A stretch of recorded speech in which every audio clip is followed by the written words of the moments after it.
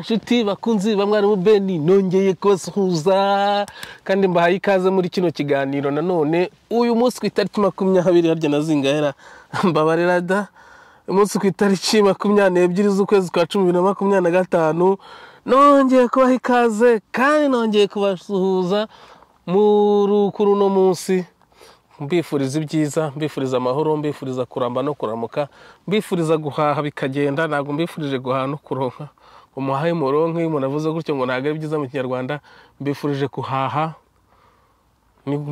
no kubona amahaho ana yanjye reka mbashimire cyo bavandimwe wenda reka mbesereye mu byo ngiye kuvuga muri kano ka mwanya nongeye kubashimira kandi mbaha ikaze muri kino kiganiro mu biganiro byacu bya politike n'uburezi ubwo abashyashya bakihagera murabibona twebwe hano tuvuga ku burezi tukatanga ibitekerezo byacu bya politike twemye kandi twisanzuye ntacyo twikanga ko twageze ku butaka butwicirwaho abantu hanyuma rero reka mbashishikariza abashyashya gukora subscribe ukugeza hano ntahava babimenyereyeho barabizi kuko iyo umaze kureba ikiganiro uhita ugishyiraho like kugira ngo mu myaka itaha nongera guhura nacyo utazagitaho umwanya wawe ukireba nayo ngo nkuko musanzwe mumenyereye mbere ko dutangira ikiganiro reka mbanze mbaririmbire akaririmba ariko buriya ni ukuri nanjye buriya ngira indirimbo nziza pe ahubwo sinzi impamvu ntajya nkunda kuziririmba reka mbanze mbaririmbire akaririmbo kanje muranambwira wenda muri commentaire nimba ari keza cyangwa ari kabi cyangwa nimba nzi guhimba cyangwa ntazi guhimba guhimbara guhanga simbizi cyangwa se kurema ari inshinga zijya zincanga guhanga guhimba no kurema guhanga ibinyoma guhimba ibinyoma kurema ibinyoma izo nshinga ntago ari zimwe ariko zijya gusa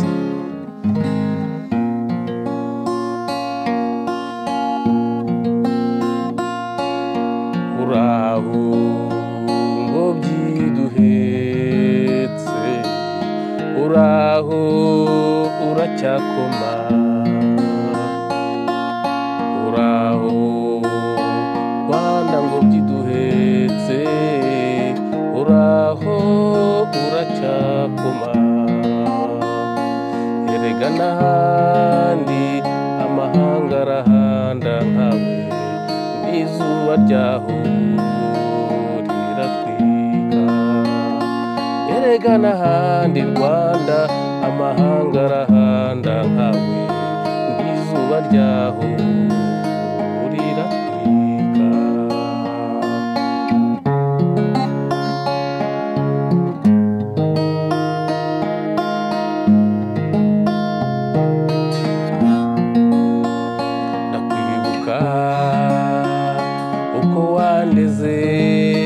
watoneshaga abo muhuje ubwoko ndakwibuka uko wahora gushaka kumfunga kubera ko mfite ibitekerezo bikunenga ndakwibuka uko wampozaga ku nkeke ushaka ko nceceka ariko bikakunanira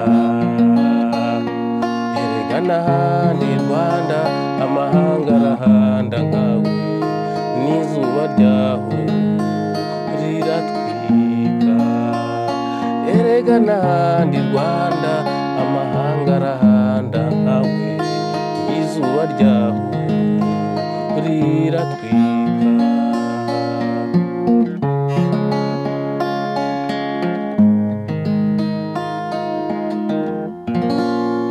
iyo ni indirimbo yanjye rwose na gace kayo nago nyirangije kugira ngo iminota igire ariko ndumva ni nziza pe wenda nta ushima ibye bose nzuryo wambaye kireze ntamenya ko kera niko bavuga ariko ngiye ndumva indirimbo ari nziza pe ubwo namwe murampa muri commentaire mumbwire injyana ni sawa ngiye ndumva ari nziza rwose wenda namwe murambwira wasanga ari byawe n'umuntu avuga ngo arisingiza ngo ntawanga ibyo binuka simbizi hanyuma rero si cyo cyanzanye reka twinjire mu nsanganyamatsiko uyu munsi nsanganyamatsiko nabateguriye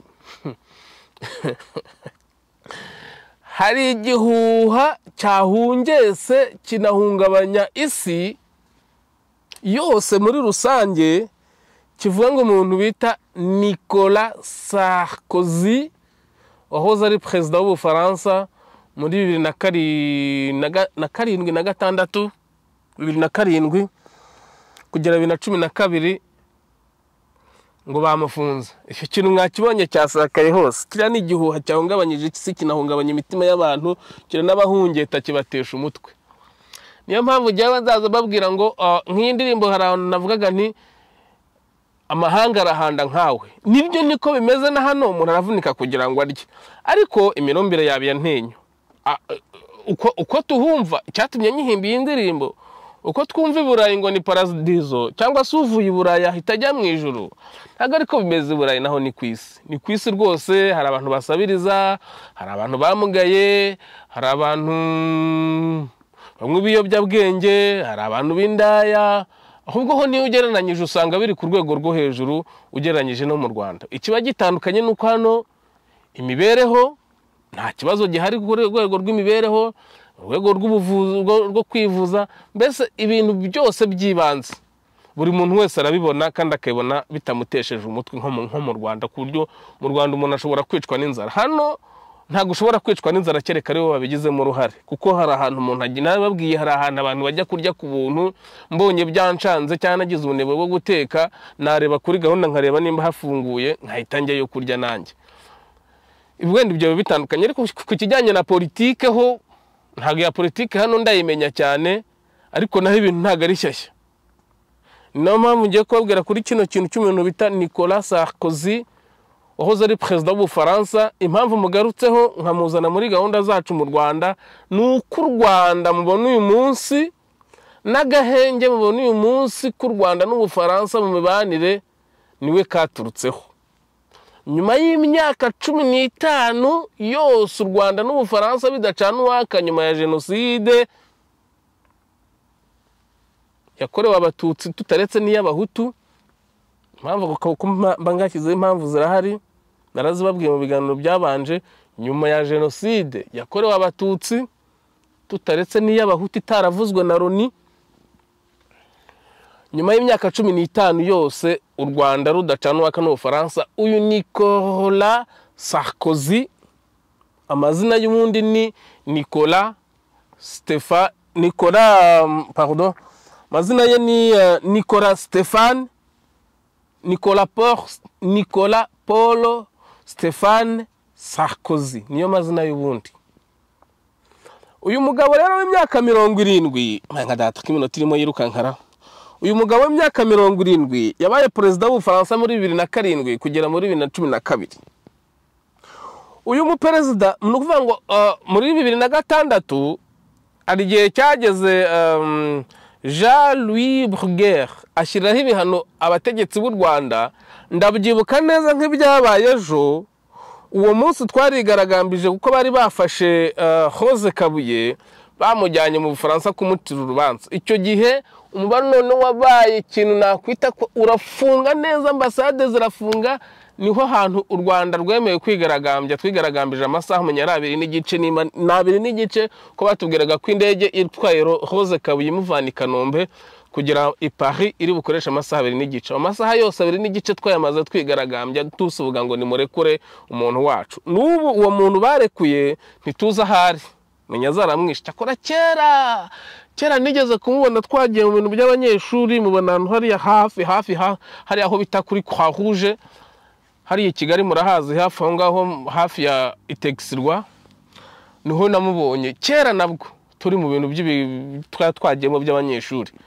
Nyuma yaho ntituza aho abanja numva ngo acuruza amavoka hamwe n'imeneke, nge niko numva.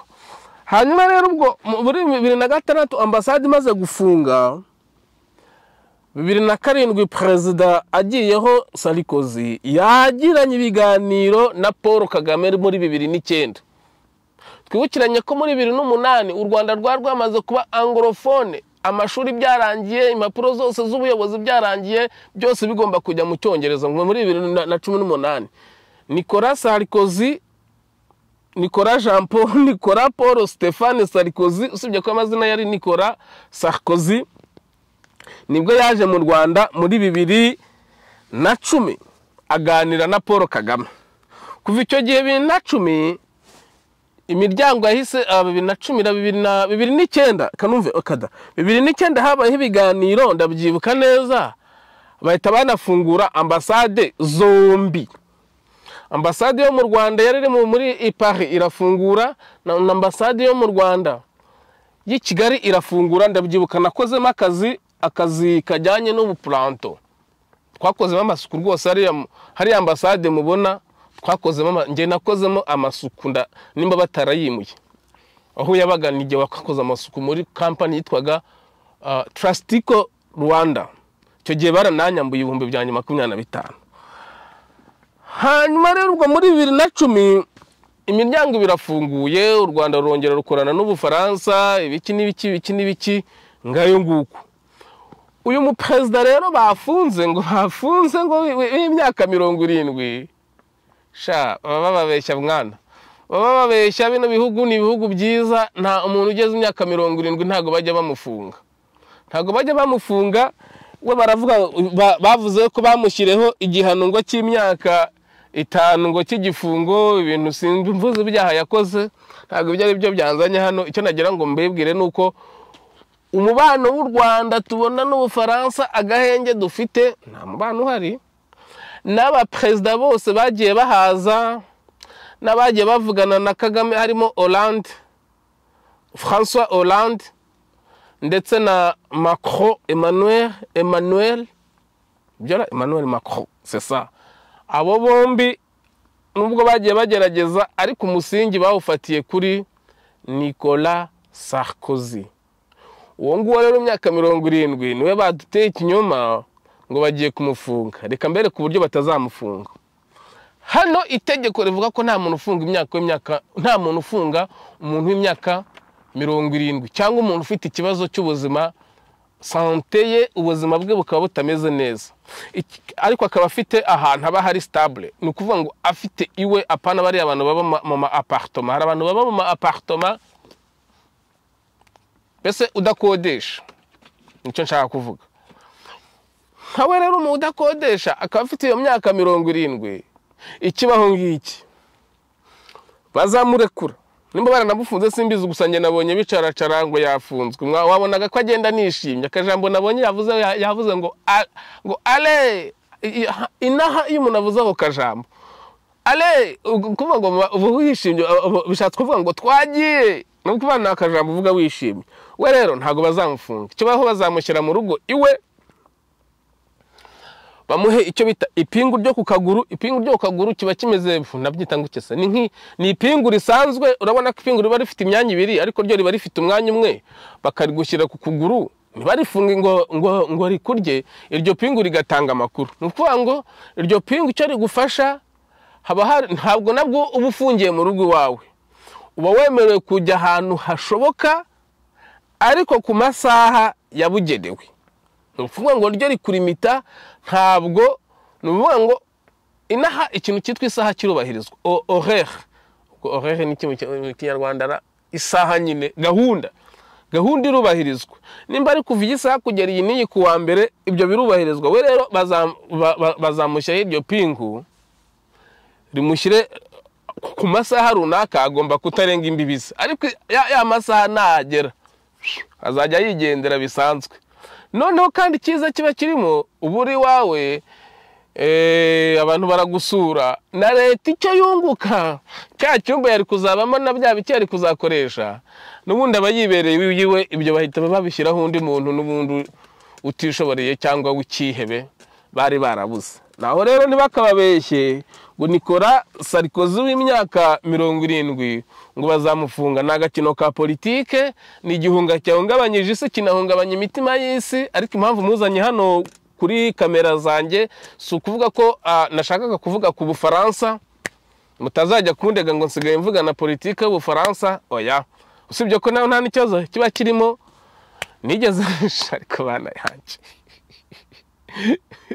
nta kibazo kiba kirimo hano. Twebwe ntago icyaha kiba hano ni ukwica umuntu, ni ukunywa ibiyobyabwenge. Ibyo byaha byo umva, cyangwa kuba ufite imbunda nko mu muri public, ufite nk'imbunda ahantu muri public cyangwa icyuma hari ibyuma biba bitemewe ariko hari icyuma kameme ukatisha urubuto ariko nacyo si cyiza ko habayemo ibibazo bagasanga ugifite kiba ari ikibazo ariko imbunda icyuma n'ibindi byose bikoresho byifashishwa kuba byakomeretsa abantu cyangwa se kuba byatera umutekano mukeya ukaba ufite mu ruhame aho ho bitera ikibazo ariko ikindi kuba wanyweye ibiyobyabwenge cyangwa ubicuruza akantu nabonye keza mbonera no kubivuga inaha bafite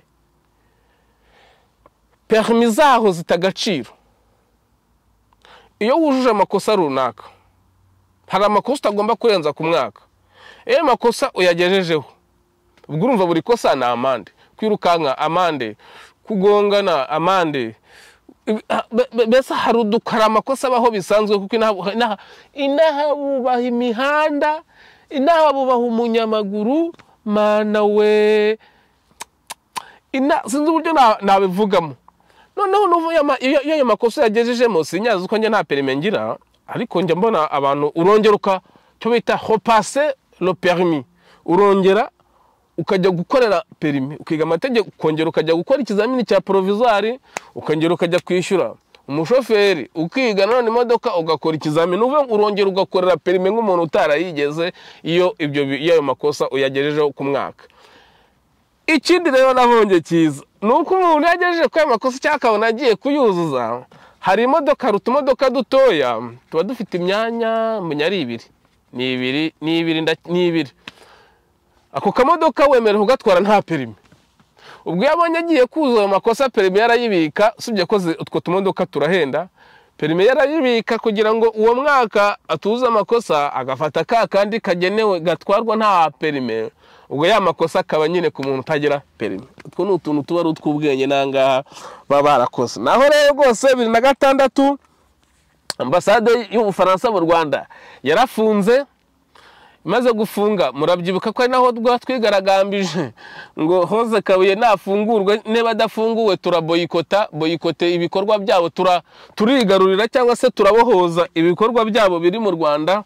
Icyo gihe baramudushubije Jean-Louis Bruguel baramudushubije hanyuma 2009 habayeho ibiganiro hagati ya Sarkozy na Paul Kagame iyo iba inkingi ya mwamba yatumye abandi ba president François Hollande ndetse na Emmanuel Macron bubakiraho bakomerezaho byibuza agahenge karaboneka nyuma y'imyaka 15 u Rwanda rudacanwaka n'Ubufaransa. Hanyuma rero kuri 25 z'ukwezi kwa 2010 nibwo Nicolas Sarkozy yaje mu Rwanda mu ruzinduko rw'akazi na Kagame. Icyo gihe kuva icyo gihe ntibongeye kuvugana ariko byibuza ambasade zarafunguwe ubuzima burakomeza mu Rwanda. Hari n'abantu bajyaga babona visa zijya mu Bufaransa n'amashuri abantu bakajya kwiga mu Bufaransa ngayo nguko. Nanjye nibuka ko muri 2009 2011 na depoje nsaba kwiga umuziki ariko mbi ikigoryi nsaba umuziki kandi ntagira diplome muri secondaire cyangwa se na sete ariko iyo mbimenya nari kuyicura.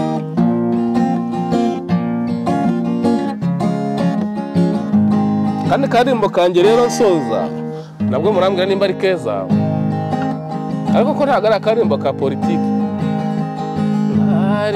Mwari wa mwiza mbere y'ukugenda indirimbo yigira impamba mu rugo rwa Nyuruhire.